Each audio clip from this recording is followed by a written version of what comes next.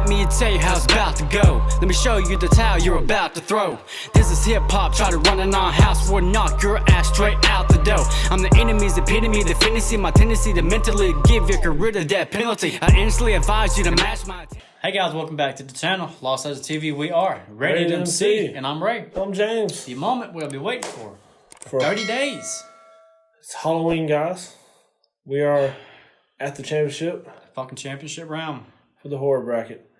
Come through, 32 different horror franchises. Yep. Some with amazing stories and great films, but overall just bad franchises. Some major upsets.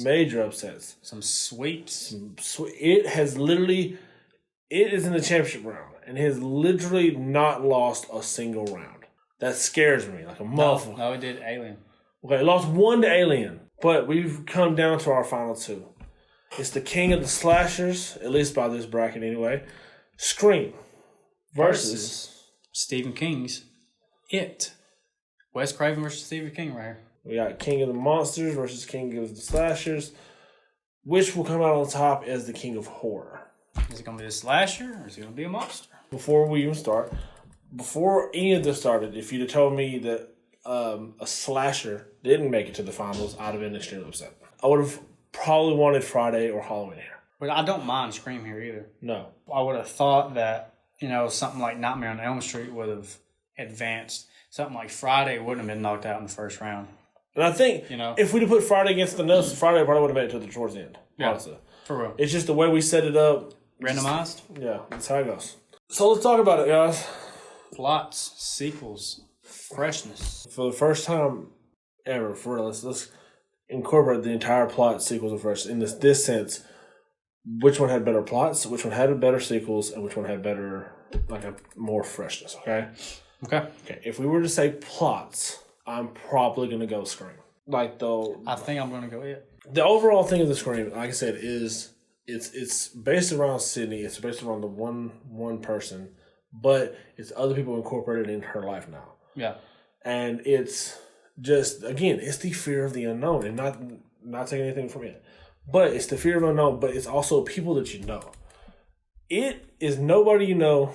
To be honest, if you just leave. See, my argument is the fear of the unknown. But with it's the fear of the unknown on a greater scale, because aside from Sydney's journey, throughout this whole bracket, nobody's journey is more interesting than the Losers Club. Even when they're adults, they're kids. I love it. And to think that Pennywise can not only manifest into your fear, it can pose as your dead parent. It can pose as one of your friends. You know what I'm saying? Mm-hmm. Let's say if you have Ben and Bev right here, one of them can be Pennywise and one would never know about it. I wholeheartedly understand Sydney's situation. Yep. You cannot trust anybody. Mm-hmm. I get that. Its power to manifest and bend reality. Like, let's say if it was after me and the only person I trusted in this world was you. It was going through this shit together. If I'm sitting here talking to you and you're actually Pennywise, that scares the fuck out of me. True. You know what I'm saying? Yeah. So I think the fear of the unknown is greater with It. Okay, here's the thing. We have to try to focus on the plots, though. Yeah. Like, which had better writing? Like, story-wise and all that stuff, I do think it's Scream. Just because of the sense of it's more realistic this could happen to us than that could happen to us. That's the thing that scares me the most. You know what I mean? Realism? The realism of it. Me and you running through this house, and then, there's a killer chasing me, and then we get to this one room, all right, we're safe, and then you just, pull a knife on me. What am I supposed to do about that? Again, and I feel in the situation with It, if you just leave, you're fine. They didn't have to come back. They forgot all about that shit. They're not thinking about Pennywise no more. They can get back onto their lives, and they'll be all right. Sydney left, and the motherfucker still came after that bitch, no matter where she went. The first Scream is so good. It's better than the TV film It. Okay? I think Scream 2 and Scream 4 are better than the TV film It. Fuck all that. And I love It. The films are great. Like I said, the characters are great. The casting for both of these franchises was amazing throughout. Here's my last point. If I can't sway you with this one, I'll go Scream. Okay. because I love Sydney's journey. If we're talking about solely plots, I still think I am more invested in the Losers Club. And here's why. Not only are you invested, like with Sydney, you know the situation. The fear of the unknown, yes, but the plot itself is not that complicated. Anybody could be Ghostface. It's only going to be, 4 or 5 people.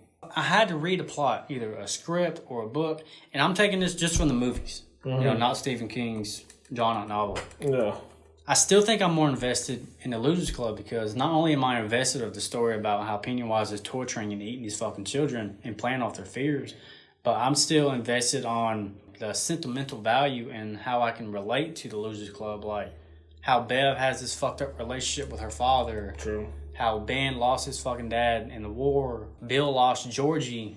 It's an emotional ride, not only for one character, but this group of kids that you actually get to see them somewhat grow up. Yeah. And see how they turned out, which wasn't really different than how they thought they would turn out as kids. Like, you get to see that from beginning to end. With Sydney, it's never really going to end. So I guess it's more of a emotional ride for me. Better emotional investment, and it's just cool to see the sacrifices, like even the doing with Eddie and Richie, their weird relationship. I still think the emotional ties in their story are greater than Sydney's. Okay. Would you agree with me? Not wholeheartedly. Okay. Like, I really get what you're saying. I want you to understand that. You gotta think about all the shit that Sydney has had to go through. Had to go through, okay? Like, the journey that Sydney herself has had to go through, yes, I know it's just her. But it's a lot of shit. She lost her mom and put the wrong person in jail. Gave her virginity to her boyfriend, who she thought was the killer, then died in front of her, then came back to life, then shot a friend of hers, and turned out to be the killer, was threatening to kill her with his friend. She had to go through all that, somehow get away, kill the motherfucker, and then think, okay, this is it. Now I can go to college. Wrong. Now you got his mom coming after you. You got a new friend that dies. You got a new boyfriend who dies. You got a friend in Randy who dies. And, like, you have to just go through all of that. She, even in the first one, she doesn't know what the fuck happened to her dad. Her dad could have fucking died before all that shit happened. And there is a beautiful ending for the Losers Club. With Scream 5 coming out. I've never been so amped for a sequel to come out. Even though, technically, I wouldn't even say we really, really need it. We don't. We don't. We want it. I want it. We want it. We don't need it. We don't need it. I want it. That's what I'm saying. It's like the fact that I know her story won't end. Or if it does end, there's still a chance for a better ending. I want to see her story finalized, end. Whether it ends in her death or her finally coming to peace and being done with the whole situation. But the fact that they're making another one means someone else is trying to go after her. Yeah. And that's always that hope, like, okay, this was it. She finally got through it. Nope, another motherfucker. All right, she's good now. She's good. No, another motherfucker. For the Losers Club, once they got through it as adults, it was done. They can finally live their lives. Yes, they lost motherfuckers, but now they can live their lives. Sydney, at this point, is looking like she will never get to live her own life. I'll agree. Okay. So, again, I don't have any problem giving this to Scream because both fucking journeys you're so emotionally invested in. Like I said, Scream 5, if I had to pick between It Chapter 3 or Scream 5, I'm going Scream 5. The only thing I think he would put over it is the new Halloween film. Well, again, like, I would rather watch a Scream sequel than a Halloween sequel. I love Halloween. I love Michael Myers. I love his story. I love his journey. I just want to see what they're going to do with Out West. Honestly. I wish they would end it. Yeah. I hate to say that. I 100% agree. Things are more precious when they're ended. Yeah. Is that ever going to happen? No. Probably not, because people are always going to ask for fucking Scream films. So it means Scream takes the first round. Next is box office. Let's talk about some money, guys. All right. So if you watched the video yesterday, you already know. But I can't really drag this out. I honestly can't. I feel like you know what's coming. If you literally watched the video yesterday, you already know it made $1 billion on two films. 2 films, not including the 1990 series. Yeah. Over $1 billion, which I think is the highest we've had besides. Resident Evil and Alien. Yeah. And that's not to discredit Scream. Again, there's only 4 films here. There's only like 3 or 4 films there. Oh, for what Scream got, they made some money for 4 films. Again, I think if you came out with the original Scream today, at least the same that it made. Well, here's the thing, bro. I think if Scream came out in today's world, I don't think it would work. I really don't. It's just another mass killer. Yeah. The thing about it is, it stood out so much in the 90s. I just that meant it fucking money-wise. worked. Well, yeah, people are spending way more money now than there was 20 years ago, 30 years ago, 40 years ago. So, I'll tell you the total gross for Scream. It was $485.8 million. But there's no reason for me to hold you, because you already know that it made $1 billion. So now we got critical response and audience scores. And I don't know fully, but I do think this is going to be the closest critical and audience score battle of all of them. So I'm glad this came down to this one. These 2. Lowest critical response to Scream, 5.21. Scream 3.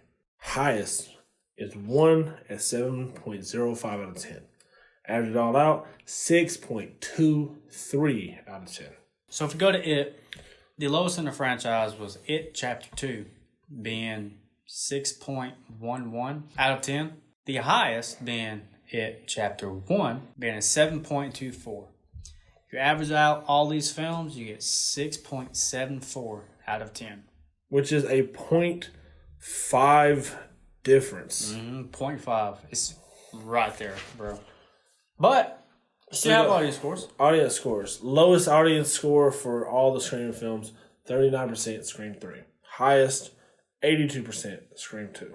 You average it all out, 65%.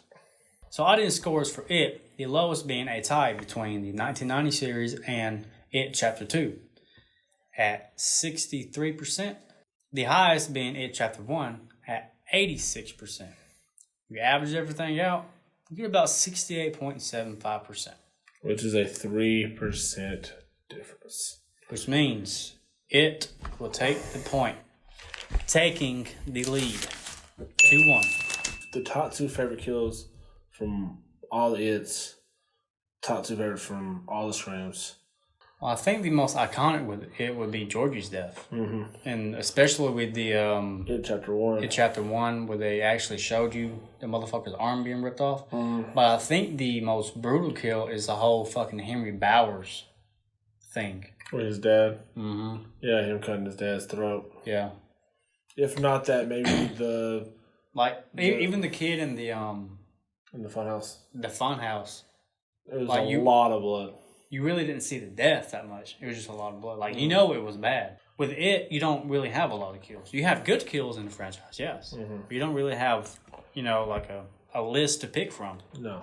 Then you got Scream. We got the garage door kill in 1. We've got Drew Barrymore's character strung up in 1. Her boyfriend being fucking disemboweled. Billy being shot several times. I mean, several fucking times and not dying. You got Randy's death. I know we keep talking about that, man, but that death hurt. It hurt. Anthony Anderson is the police officer's death. That one girl who got thrown out, stabbed and cut, thrown out the window, drug fucking back in. There's so many crazy deaths. Like I said, there's a lot more brutal kills in this one than there is in It. There's a lot more to pick from in Scream. And my favorite kill out of the 2 is going to be in Scream. The element of surprise will always get me over a visual any day. Yeah. So, oh, shit. Versus, you know what I'm saying? Yeah. So, if you're going Scream, I'm going Scream. Cool. So, 2-2. 2-2, my friends. We're going into the final round. Fearfulness. The championship round. We don't need neither one of these nuts anymore. We're done with all the nuts. It does not come down to nuts at this point. I feel like one of us trying to sway the other. And if it doesn't come down to that, it's going to come down to a coin toss. I feel like it's going to come to a coin toss. I really do too. So, let's make our pitches. Give me your pitch for why It is the more fearful.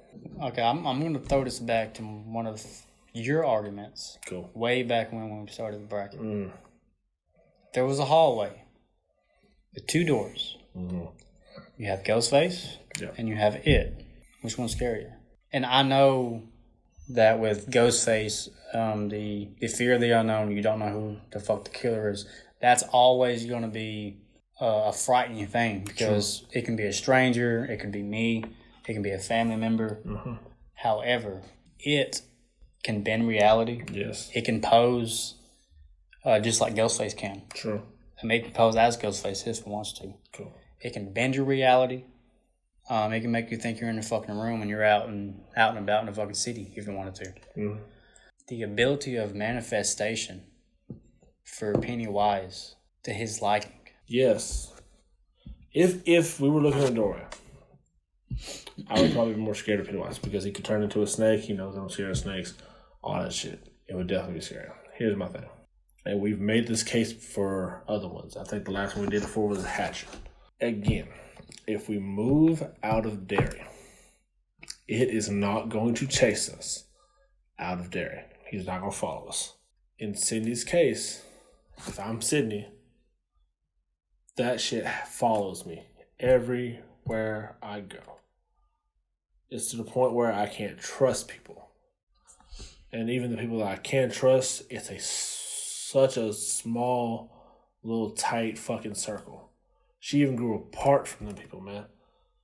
So, my thing is, again, yes, the fear of the unknown.